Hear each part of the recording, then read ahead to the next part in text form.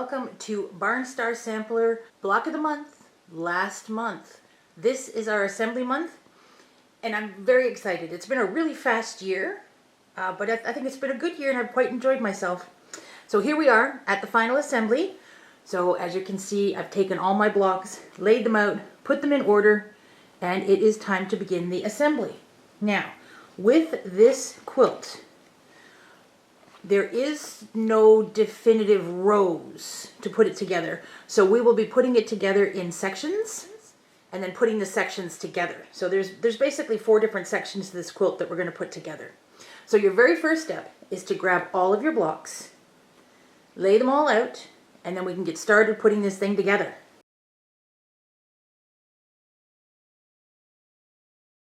So our first little assembly starts with a block 5, and then we're going to put a 10 and 11. So grab a 5, 10, and 11. We're going to sew the 10 and 11 together, and then sew them to the bottom of the 5. So that's our first step. Make sure your machine is set up for 1/4 inch, and wherever possible, when you are putting these blocks together, you want to try 4 opposing seams. Now, not all your seams are going to be opposing. So do your best, and you might have to kind of flip some over to make them opposing and butt up against one another as you're going through the quilt, because not all of your seams are going to work and be opposing. But just do the best that you can, and if you have to, just repress some of them so that you have opposing seams. There, one section done. Well, not really, just a part of a section. But let's just zoom in for a second. When you're pinning and putting the blocks together, what you want to try to do is everywhere where a seam converges, so there's a seam on this block and a seam on this block, you want to make sure you pin those seams. Seam on this one, seam here, pin here, and then of course I always pin center to center. So I would find center of this block, pin it to the center of these 2 blocks down here, and then 1/4 inch seam allowance.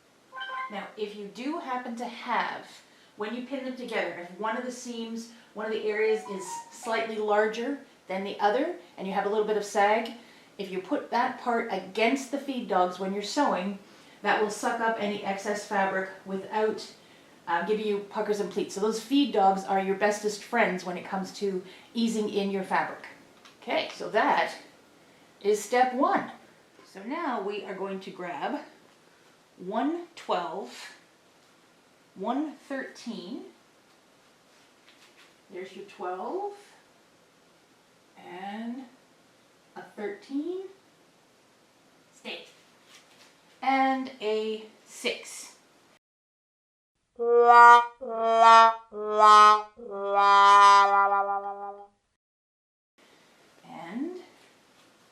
we're going to put them together like this.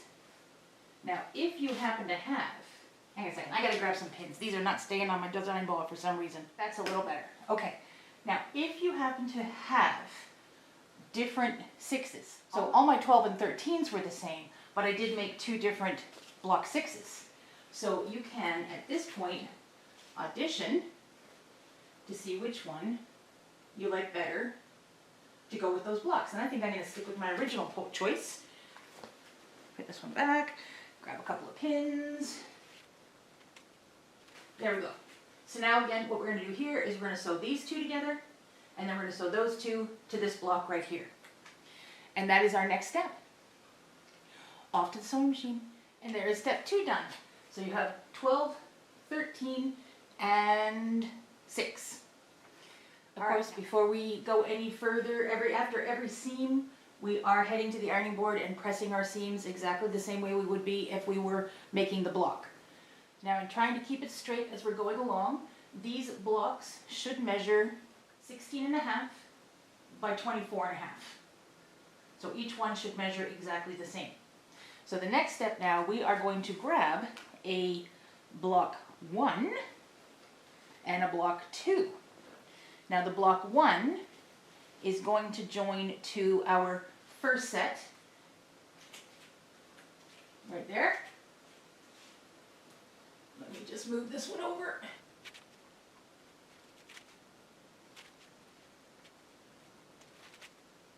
So block 1 is going to join to, let's slide that around just a smidge, like there.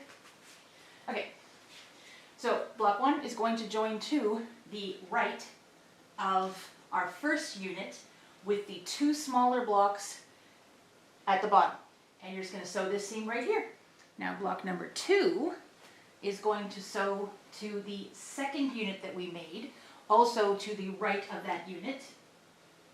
And we want the 12 and 13 unit to be on the top of this unit right here. So that's the next one. Grab those. Off we go to the sewing machine. Okay, now back from the ironing board, what you're going to do is sew these 2 sections together. And what you want to make sure of is that the big block, the 24-inch block, is separated by this pieced unit. So go ahead and sew that together. Woohoo! Quick press, and then back we go. And there we go. That is section 1 complete. So this should measure 24.5 by 80.5. And if you're wondering on the quilt where that is, let me just pop this off to the side. So what you have completed on the quilt is the entire top of the quilt that on the book, most of it we can't see because it's hidden behind the clothesline. But you have done basically the entire top of your quilt. So I'm just going to hang mine off to the side and we're going to start on section B. So that's about a quarter of the quilt already done. Now for section B, we're going to want to start with blocks 20, 16, and block number 3. You want to grab 3 of your 16s, and I made, if you remember, 4 different 16s. So I'm just going to lay all 4 of them out for a moment, decide which one doesn't get used. And you also want 3 of your 20s.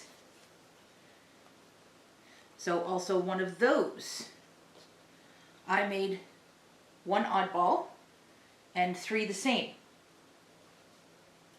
So I think for this area right here, for my block 20, I'm going to take the oddball one and put it in the other section. So I'll have my 3 20s, and I think I will leave the blue 16 for another block. So I'm just going to put that one back away. Okay, so we have our 16s, our 20s, and we need 1 of your block number 3s.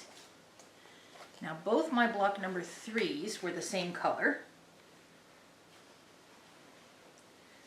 So I just need 1 of them. So here's your block number 3.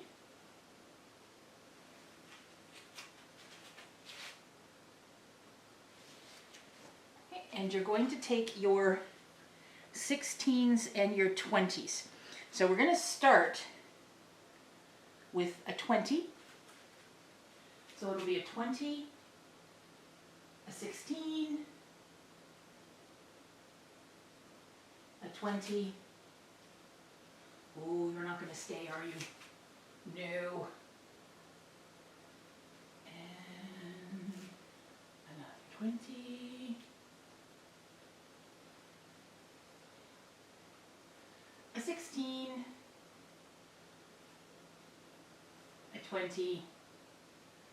And a 16. There we go. I think I'm going to move these 2 just because the gold is kind of like, oh, look at me, look at me. So let's put that gold one in the center. Yeah, that looks a little bit better. Now sometimes I have the added advantage. Looking at it through a camera lens is a little bit different. Certain things pop out a little bit more. But I do think I like that gold one better over there.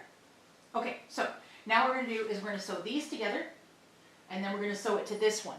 Now when you're sewing these together, these little guys right here, they are very seamy blocks. A lot of seams in a very short space. So it would be best to press these seams open, just to try to flatten out as much as you possibly can. And we all know I'm not a really huge fan of pressing my seams open, but in this case, because it's so seamy, that would help the block lie a whole lot flatter. So go ahead, sew these together, go to the ironing board, press all these seams open, and then sew those to this. Off we go. And there we go. One more section done, well, part of a section done. And I think it took actually longer to press those seams open than it did to actually put the block together. There we go. Okay, the next part of section B, we want to grab blocks 4, 11, 13, and 4 of block 19.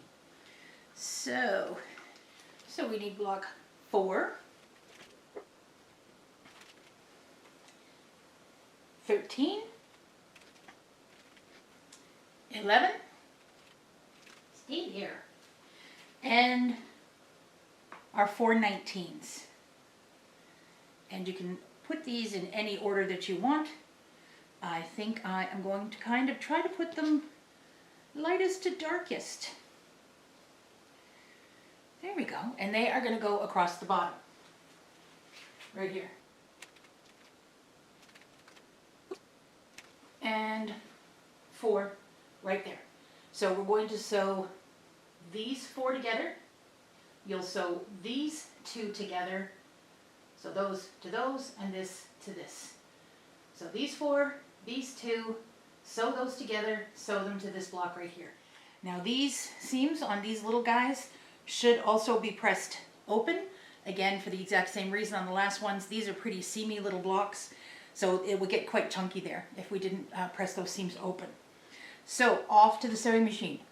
And there is part 2 of section 2 done. So I'm just going to again pin this kind of off to the side just yet. Okay, for this next unit, we need a 16 and a 20 and a 15. There we go. So this is 15. This is your 20 and this is your 16. And we are going to sew the 16 and the 20 together like this. This guy needs the ironing board before we go anywhere. He's got a bit of a crease in him. Stay, stay. Okay, while they're staying, and then we're going to put this guy on top. Oh, dang. Like this. So we're going to sew these 2 together first.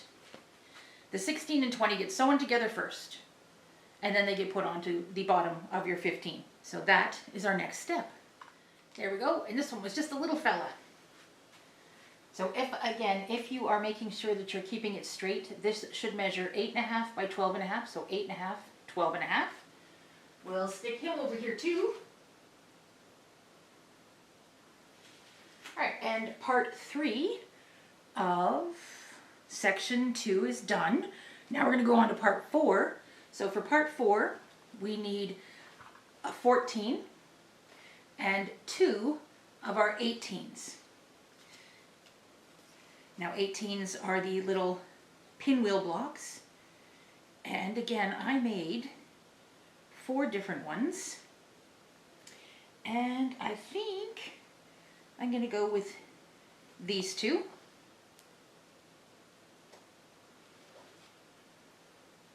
For this block. So we're going to sew the 2 18s together, and then we sew it to the top of the 14. So sew these 2 together, and then we're going to sew them to the top of this one, like so. Back to the sewing machine. And there we have step number 4 of section 2 done. So again, I'm just going to pin this up here, kind of out of the way. And we are ready to do part 5. So now for part 5, we are actually going to take back step 3 and 4. So I'm going to unpin step 3 and step 4. And we are going to put them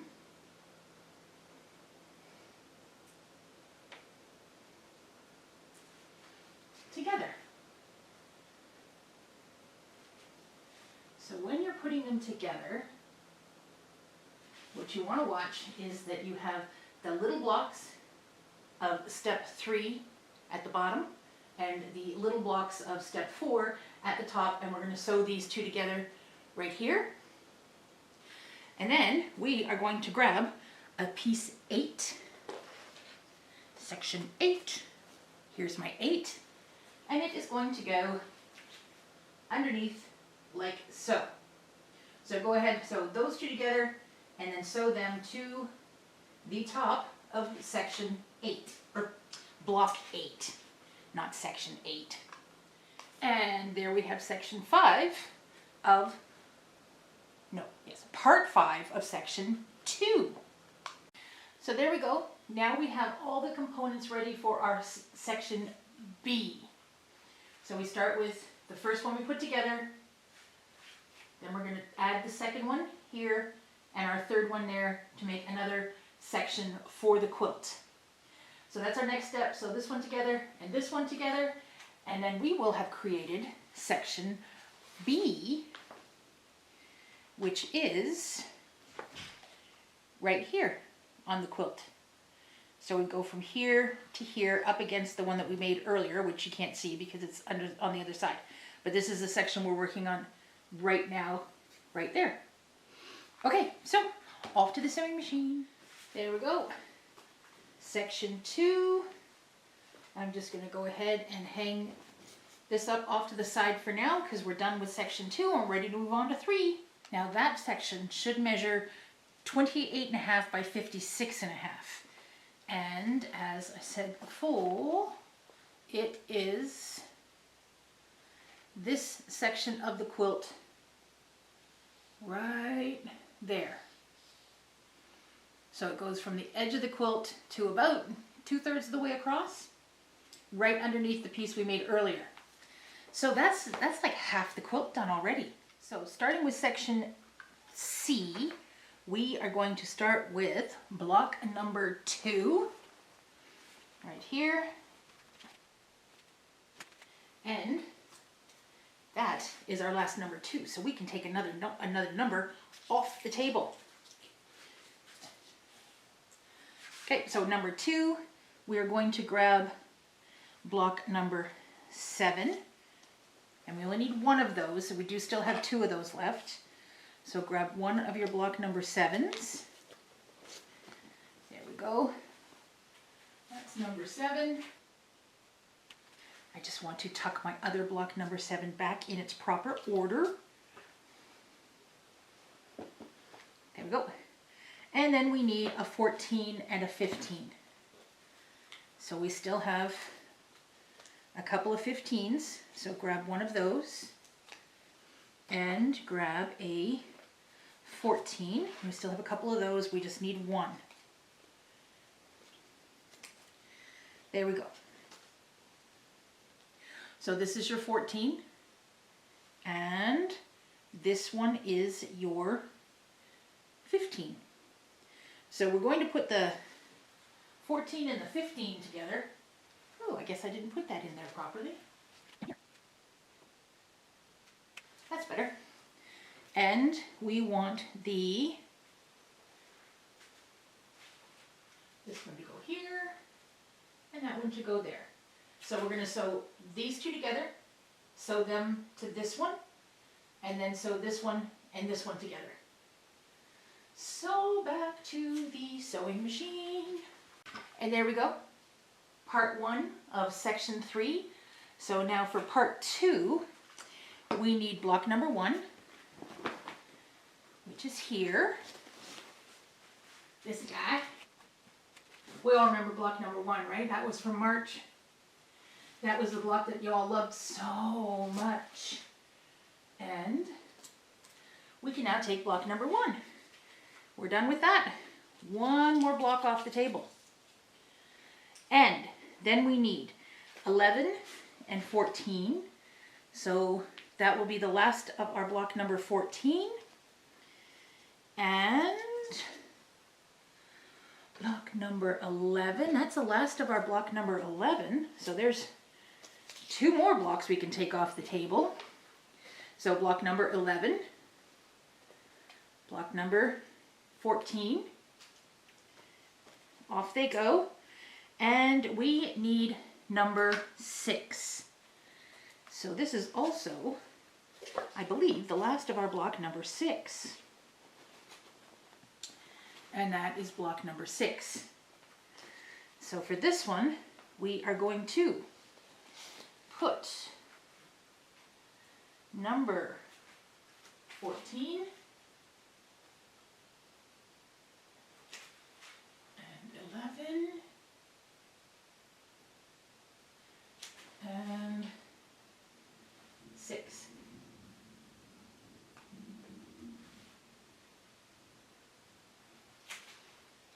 Stay.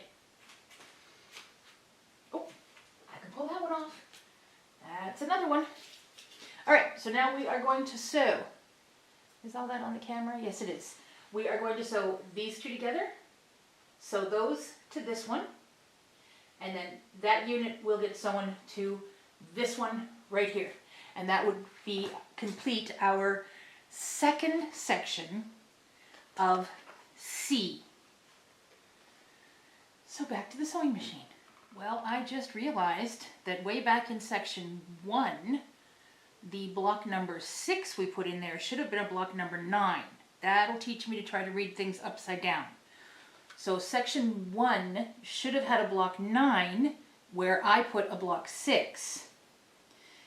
And this section that we're making now, which is section 3 of section C, actually requires 2 6s. Well, I no longer have 2 6s. I have 1 6 and a 9. So I'm going to block size. It doesn't matter that I actually put block 9, or block 6 in section 1 where I should have put a block 9, because the blocks are the same size. So it doesn't really matter that I have the 2 blocks mixed up. And after kind of going through and looking at my colors as they're coming, because I did 2 completely different block number 9s, I am actually going to leave my block 6 in section A. And in this section that we're making now, where it calls for 2 block 6s, I am going to substitute one of my 9s. So we don't necessarily have to go back, and that's part of the beauty of this quilt. You can substitute the blocks. Now I'm substituting because I boo-booed, but you can substitute the blocks if you want to color-wise too. So I'm going to leave my section A the way it is, and I'm going to continue on as if I didn't boo-boo. But again, that will teach me to not try to read the pattern upside down when I'm looking at the camera. Let's back it up a step and do the design that we're working on now. We're going to sew these 2 together, sew them to this one, sew them to this one, and that will create step number 2 of section C. It was when I went into section number 3 that I realized I had made a mistake. But off we go to the sewing machine. There we go. That is another section done.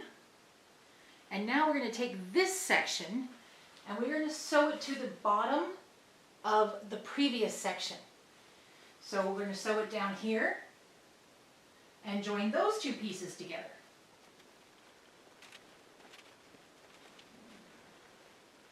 And when you are joining it, you want to make sure the 2 24-inch blocks are on opposite corners. So block number 1 and block number 2 are opposite one another. They're not right up against one another. Okay, back to the sewing machine. There we are, back to the ironing board. And this is the section that we just made.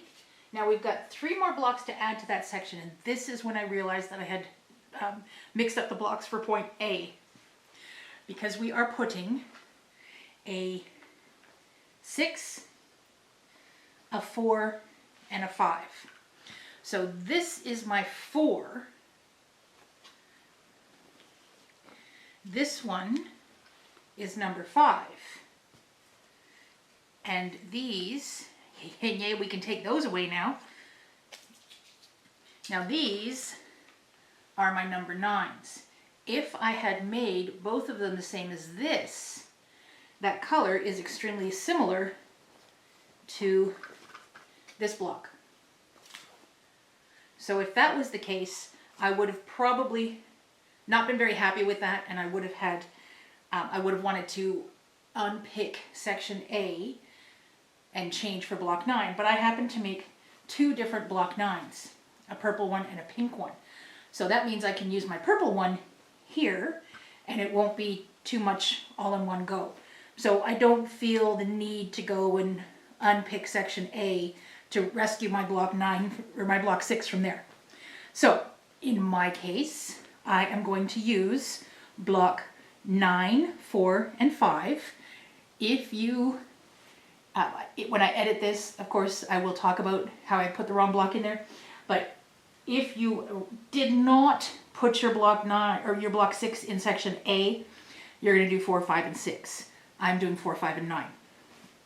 So I will start with 6, aka 9, right there. And then we want to put in block number 4, which is this one right here. And yes, of course, you're going to fall down on me. So let's throw a pin in there. This is just my temporary design wall, and it's not being very nice to me today. And then we'll put in block number 4. Really? And then underneath that, we're going to do block number 5. We're going to sew these 3 blocks together, 6, 4, and 5. My case, 9, 4, and 5. I didn't think you can see 5. So sew those 3 together, and then we're going to sew them onto the left-hand side of the block set we had just made. And that will complete section number 3. Back to the sewing machine. There we go. These 3 sewn together, and now they are going to be sewn onto this side of the block. Now, one more thing about errors in a quilt. We all make them. It happens. And I'll stop talking about this, I promise, as soon as I just, one more point. Nobody but you guys and me are going to know that I put the block in the wrong place. And I'm pretty sure, on the big old scheme of things, that that will rank very low on my oopsometer by the time the quilt is put together. Especially with the scrappy quilt. This quilt I'm finding going together very, very easily, and there's no real right up or down on a lot of the blocks. So it's going together pretty easy, and nobody's going to notice, and I might even not be able to tell it all. I mean, of course I'll know, but I won't be able to necessarily see that the block was out of place. If it turns out that that's not the case, then I'll change it, but I'm pretty sure that this one is pretty low. And as I said, the only ones who know I did that are you guys and me. And I'm probably not going to go around and tell a whole lot of people when they're looking at my quilt that I put the block in the wrong place. And I'm 100% positive nobody but you guys is even going to notice that that block is in the wrong place. And I know everyone has their own level of what they consider pickable and not pickable. And usually I tend to be pretty picky about what I'm doing, but this one just doesn't bother me at all. So now I'm going to shut up talking about it, going back to the sewing machine, going to sew these together, and then we are down to our last section in this quilt. There, another section done. Now this section should measure 56.5 by 48.5. So double check that, make sure it's good. And then we move on to section D. So first step of section D is to grab block number 7. And it's our last one. In fact, this will be the last of all of our blocks as we go through them. Unless we did a really big boo-boo, but I'm pretty sure we're good. So we're going to take number 7. And we are going to add on 12 and 13. So there's 12. And there's still one more 12 to go. So I'm renumbering that one and putting it back. 13. This is our last 13. So there's 12. Bloop. And number 13. Okay, and we are going to put 13 right here,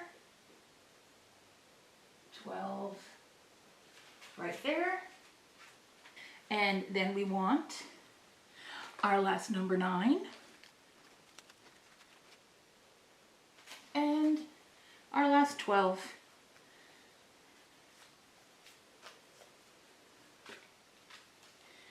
And a 10. Table's starting to get quite empty now, where all these blocks are stored. And we want 10 right here, 12 underneath. Okay, so sew these two together, sew them to this block. Sew these two together, sew them to that block, sew the block together. Together, together, together, together, off to the sewing machine. That is part 1 of section D. So I'm just going to scoot that one off to the side so that we can make our final section of this entire quilt.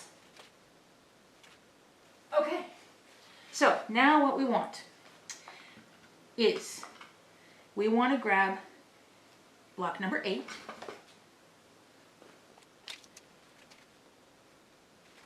Then we're going for block number 15.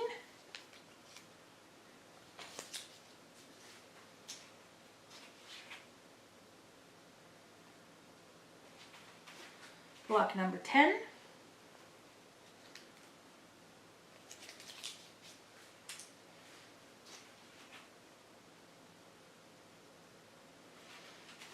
And we're going to sew those together and then sew them onto this block right here. Now we have a whole bunch of these little fellers.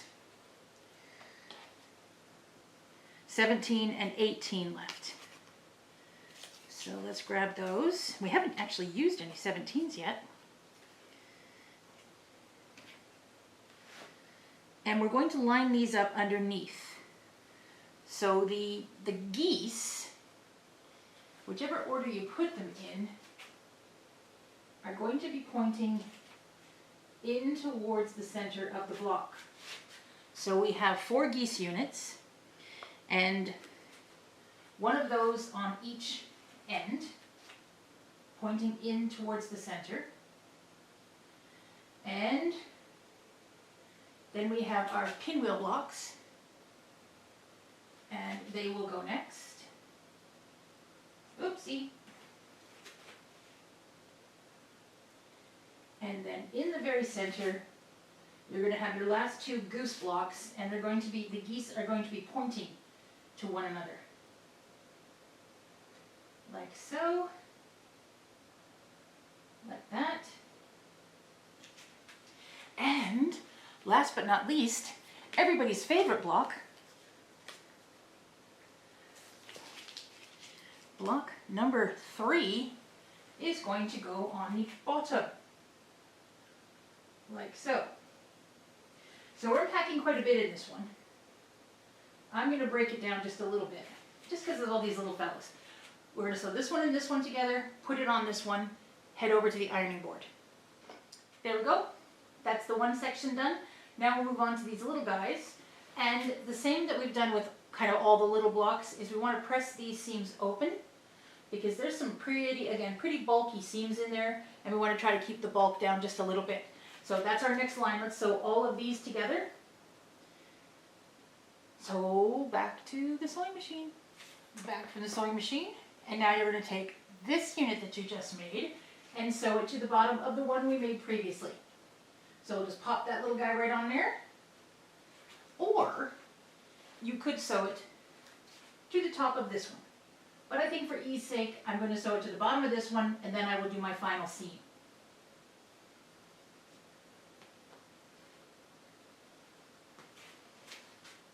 It's getting pretty exciting. There we go. Now take this one and sew it to the last block, block number 3. And then we are ready to sew all the sections together. So we're basically 4 seams away from done. Now we're going to grab part 1 of block D, and we are just going to sew them together just like that, so that the big block 3 is on the bottom. So just join those up. That is the last of our sections.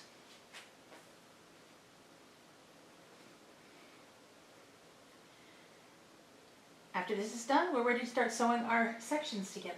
So that is section D completed. And I am just going to hang it up here. Keep it kind of out of the way. Okay, so our the two sections we're going to play with first are B and C. So grab your section B and C. So what we want to do is have it so that the big Christmas star this is section C, and we want the big Christmas star to be on the top.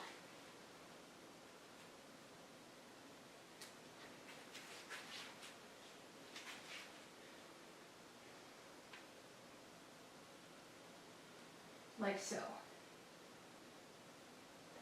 So we're looking at it in this orientation. We have our big block number 1 on the bottom and our big Christmas star right here on the top. Then we want to grab section B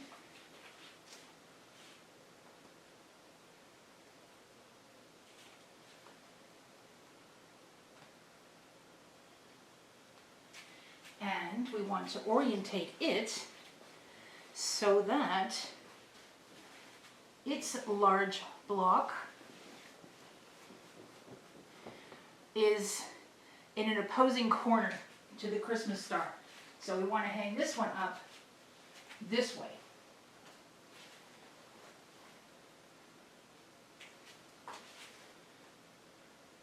With all these little guys at the top. Like that. And we are going to join these two pieces. So on the big scheme of things, section B and C are this section right here. So this section right here up to pretty much the top of the page. So we're going from the bottom of the quilt up to here, and because of course you can't see section A. So right from the top here down to the bottom is section B and C. So that's what we're working on. Sew that one. So here's the countdown. Sew this one together. 2 more seams left. There we go. Now I'm standing a little bit behind the camera. Orient your quilt with the big one right here. Orientate your piece with that up and to the left. So you've got all those little tiny blocks right on the top left-hand corner, and some small ones, some of the pinwheels in the top right-hand corner. Okay, and let's just see if I can go down a little.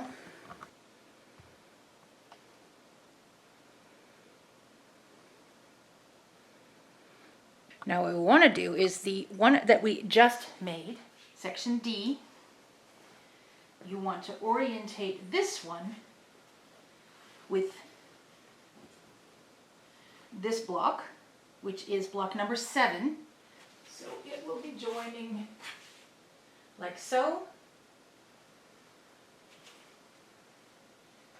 And sew that seam together.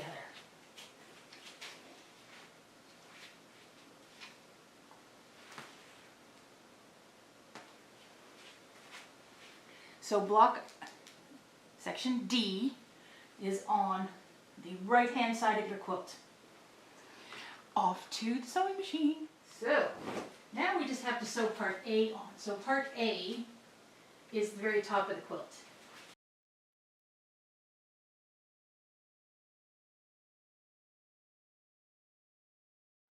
So if you orientate your quilt with this block here in the top left-hand corner, and these little guys here, which means your block number 1, the one we all loved so absolutely very much, is down in the bottom. Right down at the very bottom of the quilt, down here. And I'm just going to see if I can zoom out just a little bit. I don't know if I can.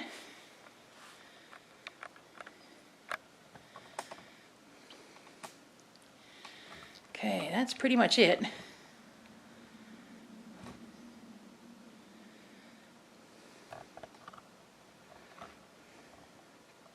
There we go.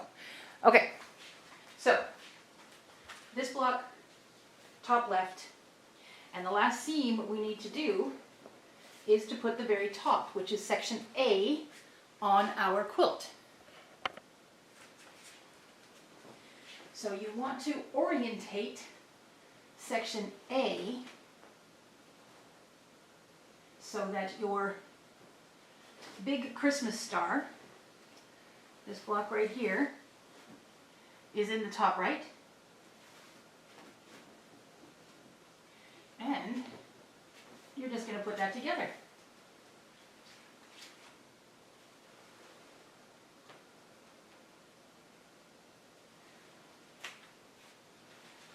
Hard to imagine, but this is our last seam because there are no further borders on this quilt. It's starting to get heavy now. Starting to get heavy, it's heavy. Okay, so last seam, off to the sewing machine. And there we have it. She is done. Now I'm going to have to wait until someone gets home so I can get pictures of the whole entire quilt. But I will do that for you, and I'll insert them here so you'll be able to see it because I can edit that in at the time. But there she is. She's done. And pretty pleased with it. It looks really good. Now this quilt measures 80.5 by 100.5. And I'm really close to those measurements. So for my intents and purposes, that is big enough. I don't have to make it any bigger. If you did want to make it bigger, it wouldn't be a big deal to put a border all the way around. I don't feel the need to. I think she's big enough. Now a couple of little things. If you are taking this quilt to a long armor to quilt for you, it would be really nice, and your long armor would love you forever, if you do a stay stitch all the way around. And what that is just a line of stitching to hold all the little pieces together. When we load them on a long arm frame, we put it under a little bit of pressure, and sometimes those seams will pop. And then your long armor just has to take the time to fix them. But on any time that I have a quilt that is pieced on the outer edge, I like to do a stay stitch all the way around that quilt. Stops it from coming apart. Secondly, how are we going to quilt something like this? Now this quilt is pretty busy. It's got a lot of stuff going on. So I think that the quilting should enhance that by being very muted. A general overall design, something not too dense, not too fancy, would suit this quilt. Now that's just my opinion. You can change, you can do what you like, but that would be my opinion. I would also use a white batting in my particular one because I have a lot of white sections in here, and if I use a natural batting, it will tend to muddy up my whites, and I don't want that to happen.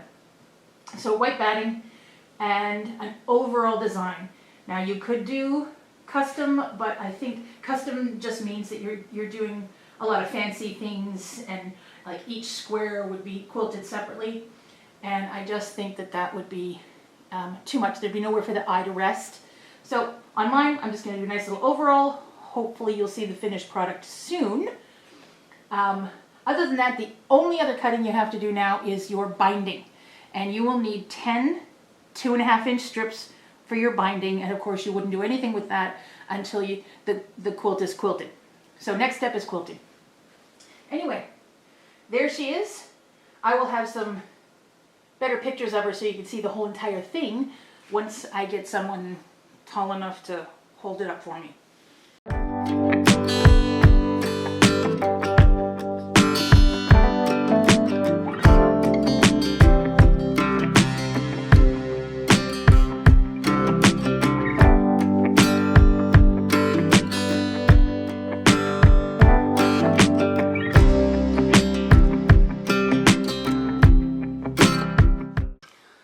So that is it. Hard to believe that it's been a whole year. But it's been so much fun, and I've really enjoyed it. And this book has so many more projects that you might want to make. So it's a great book. It's got a lot of good stuff in here. I think this pattern was very well written, and I've really enjoyed myself over the last year. So hopefully I will see you all on the wrap-up Zoom. And if you have any questions, let me know. Bye for now. Happy sewing!